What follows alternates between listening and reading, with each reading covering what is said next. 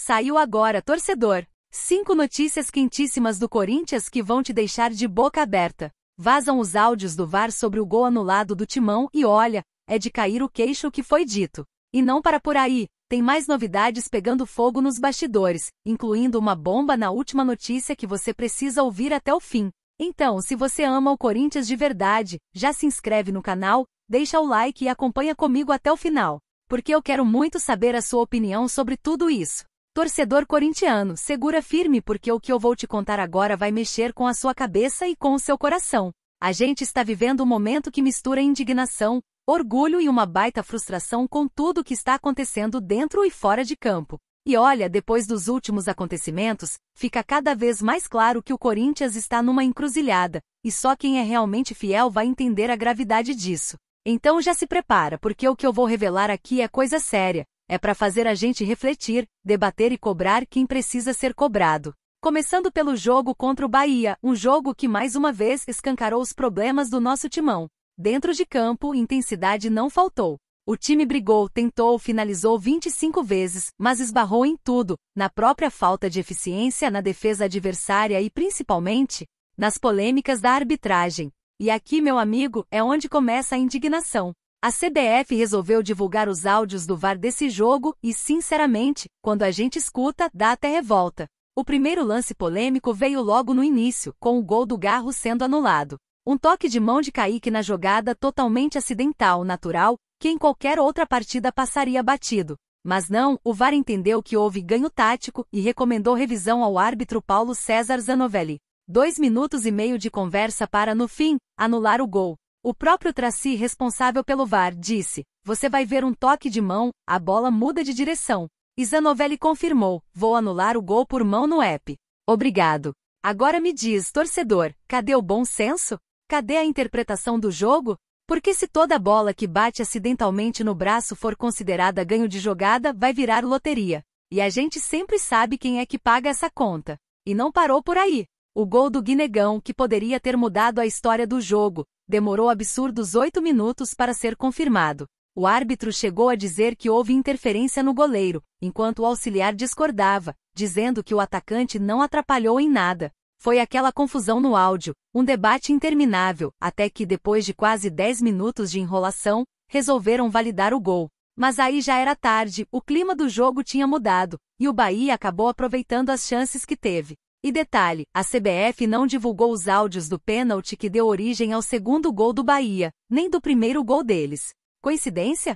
Difícil acreditar. Mais uma vez, a transparência que deveria existir no futebol brasileiro fica pela metade, e quem sai prejudicado é sempre o torcedor. E aí, como se já não bastasse toda essa indignação com a arbitragem, vem o desabafo do Garro depois do jogo. O argentino que vem carregando o piano no meio de campo não aguentou mais segurar a bronca sozinho e soltou o verbo. Sabemos que estamos em uma fase em que pagamos caro por cada erro. Criamos chances, mas a bola não entra e depois sofremos em 2 jogadas. Não é desculpa, é o momento do clube. Todo mundo precisa entender isso, não só os jogadores. A gente coloca a cara, briga pela torcida. Mas o Corinthians não é isso. Agora vamos apanhar porque as coisas não acontecem. Futebol é dentro e também fora do campo. Tá aí, torcedor, o recado dado. E não adianta a diretoria fingir que não entendeu. O Garro falou que a gente já vinha sentindo. O problema do Corinthians não está só nas 4 linhas. O clube vive uma turbulência fora de campo que atrapalha demais. Salários atrasados, impeachment de presidente, dívidas que não param de crescer, troca de treinador, negociações mal conduzidas. Como cobrar desempenho máximo do elenco se o ambiente nos bastidores é caótico? E olha a ironia, mesmo em meio a tudo isso, o Corinthians foi elogiado por ninguém menos que Rogério Ceni, técnico do Bahia e ídolo eterno do São Paulo. Na coletiva, ele disse: "Foi impressionante o ritmo deles no primeiro tempo. A pressão foi intensa. Tivemos que nos defender como podíamos." Ou seja, até o rival reconhece que o time tentou, correu, lutou. Mas de que adianta isso se a bola não entra, se o juiz atrapalha e se, fora de campo, a bagunça política mina a confiança do grupo? Enquanto isso, o time amarga a 6ª partida sem vitória no Brasileirão, estaciona nos 22 pontos e vê a zona de rebaixamento cada vez mais próxima. E o pior, tem mais jogos disputados que a maioria dos rivais diretos. Isso significa que a corda já está apertada no pescoço e que o confronto contra o Vasco, no próximo domingo, é praticamente uma final antecipada. No meio de tudo isso, ainda tem a novela das contratações e saídas. O espanhol Héctor Hernández, que veio para ser reserva do Yuri Alberto, simplesmente perdeu espaço. Já são 6 jogos sem sequer ser relacionado. Enquanto isso, o moleque guinegão da base aproveitou a oportunidade e mostrou serviço, marcando o gol do Corinthians contra o Bahia. A diretoria já admite que Hernández não deu o retorno esperado e busca colocá-lo no mercado. Em 24 jogos, foram só 2 gols. Muito pouco para quem chegou com status de reforço europeu. Agora, o futuro dele deve ser longe da Neoquímica.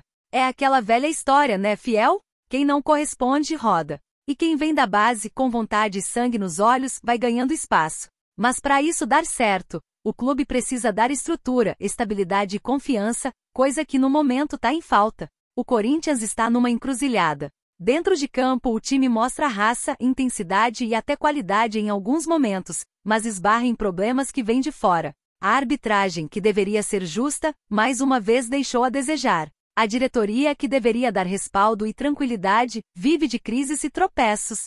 E o torcedor, que é quem mais sofre, continua carregando esse clube nas costas, com amor incondicional, mesmo em meio a tanta turbulência. E agora eu quero ouvir de você, torcedor corintiano.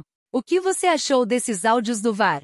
Concorda com o desabafo do Garro? E sobre o Héctor Hernández, você acha que já deu a hora dele ir embora mesmo? Deixa aqui nos comentários a sua opinião, porque esse espaço é nosso, é da Fiel, e a sua voz precisa ser ouvida. Enquanto o VCOE comenta, se liga nessa última notícia do Corinthians de hoje. E como se já não bastasse tudo que a gente falou até agora, torcedor, os bastidores do Corinthians continuam pegando fogo. A pressão não está só em cima dos jogadores e do Dorival, não. Quem também tá na corda bamba é o executivo de futebol, Fabinho Soldado. De acordo com informações trazidas pelo setorista Marco Belo Júnior, a insatisfação dentro do clube com o trabalho do Fabinho cresceu demais. E não é pouca coisa, não. Conselheiros, dirigentes e até gente de dentro do departamento de futebol já não enxergam mais clima para ele continuar. Para piorar, pesa contra ele o fato de não dar total apoio à continuidade do Dorival Júnior, o que aumenta ainda mais o atrito. Para você ter uma ideia, a cena mais simbólica aconteceu na coletiva após a derrota pro Bahia. Dorival, visivelmente incomodado, disse mais uma vez que pediu reforços e segue aguardando resposta, enquanto o Fabinho estava sentado logo na primeira cadeira, de frente para ele, encarando. O treinador falando em público que o time precisa de reforços, lembrando do transfer ban, da falta de dinheiro, tudo na cara do diretor que deveria resolver justamente isso. Clima pesado, constrangedor. E claro, essa tensão que começa nos bastidores reflete no campo. O próprio Garro já tinha deixado claro que os problemas vão muito além das 4 linhas. Agora, a dúvida é, será que o Corinthians vai mesmo demitir Fabinho Soldado nos próximos dias? Essa pode ser mais uma mudança radical no meio de uma temporada que já tá complicada. O time segue com 22 pontos colado no Z4, e encara o Vasco na próxima rodada, em São Januário, num confronto direto que vale 6 pontos. Enquanto isso, o ambiente nos bastidores continua fervendo. E para fechar essa sequência de notícias, torcedor, vamos falar de Dorival Júnior. O treinador também vive um momento de pressão enorme, mas ao contrário do que parte da torcida pede, a diretoria ainda banca sua permanência. Segundo o jornalista Jorge Nicola, Dorival não corre risco de demissão agora. O clube entende que é cedo demais e que a culpa não pode cair só nele. Mas já existe um consenso: se os próximos jogos contra Vasco e Atlético PR terminarem em derrotas, a situação pode mudar rapidinho. Até aqui, Dorival soma 21 jogos no comando, 8 vitórias, 7 empates e 6 derrotas. O desempenho não é ruim no papel, mas o problema é a sequência sem vencer e o time encostado no Z4. Isso, claro, aumenta a pressão. Na coletiva após a derrota pro Bahia, o treinador falou com sinceridade: estamos atentos a tudo, procurando todo tipo de correção, variando as formações, a forma de jogar, os números da nossa equipe, mudando durante o jogo. Fazemos tudo que está ao alcance. Mas também deixou escapar a cobrança por reforços. Precisamos e temos carências. Nunca escondi de ninguém que pedi contratações antes mesmo da minha chegada. O problema é que o Corinthians segue punido pelo transfer ban, por causa da dívida com o Santos Laguna envolvendo Félix Torres. Ou seja, mesmo que Dorival peça, a diretoria não pode registrar novos atletas enquanto não resolver essa pendência. A verdade, fiel, é que o Corinthians vive um dos momentos mais tensos da sua história recente. Dorival, por enquanto, fica. Mas se os resultados não vierem, o cenário pode mudar de um dia pro outro. E agora eu quero saber de você, torcedor corintiano. Na sua opinião, quem deve sair primeiro, Fabinho Soldado ou Dorival Júnior? A diretoria está certa em bancar o treinador nesse momento ou já passou da hora de mexer no comando? Deixa seu comentário aqui embaixo, porque a sua opinião é fundamental para a gente entender o que a Fiel realmente quer pro futuro do Corinthians.